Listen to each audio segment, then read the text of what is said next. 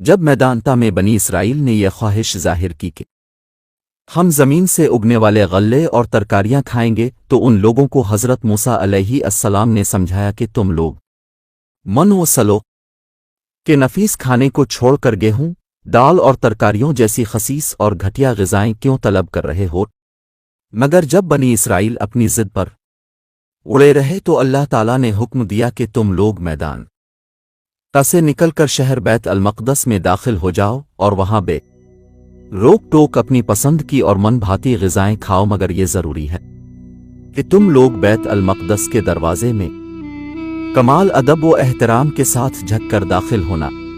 اور داخل ہوتے وقت یہ دعا مانگتے رہنا کہ اے اللہ تو ہمارے گناہوں کو معاف فرما دے تو ہم تمہارے گناہوں کو بخش دیں گے۔ مگر بنی اسرائیل جو ہمیشہ سے سرکش اور شرارتوں کے عادی اور خدا کی نافرمانیوں کے خوگر تھے، بیت المقدس کے قریب پہنچ کر ایک دم ان لوگوں نونغنا کی رگ شرارت بھڑک اٹھی، اور یہ نافرمان لوگ بجائے جھک کے داخل ہونے کے اپنی سرینوں پر گھسکتے ہوئے دروازے میں داخل ہوئے، اور خود معافی کی دعا کے بدلے خفی شیر ایک دانہ ہے ایک بال میں کہتے ہوئے اور مذاق و تمسخر کرتے ہوئے بیت المقدس کے دروازے میں گھستے چلے گئے۔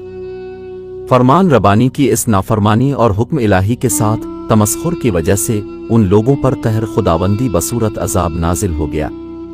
کہ اچانک ان لوگوں میں طاعون کی بیماری وبائی شکل میں پھیل گئی، اور گھنٹہ بھر میں 70,000 بنی اسرائیل درد و کرب سے مچھلی کی طرح تڑپ تڑپ کر مر گئے۔ طاعون ایک مہلک وبائی بیماری ہے جس کو ڈاکٹر پیلیوک کہتے ہیں۔ اس بیماری میں گردن اور بغلوں اور کنجران میں آم کی گٹھلی کے برابر گلٹیاں نکل آتی ہیں،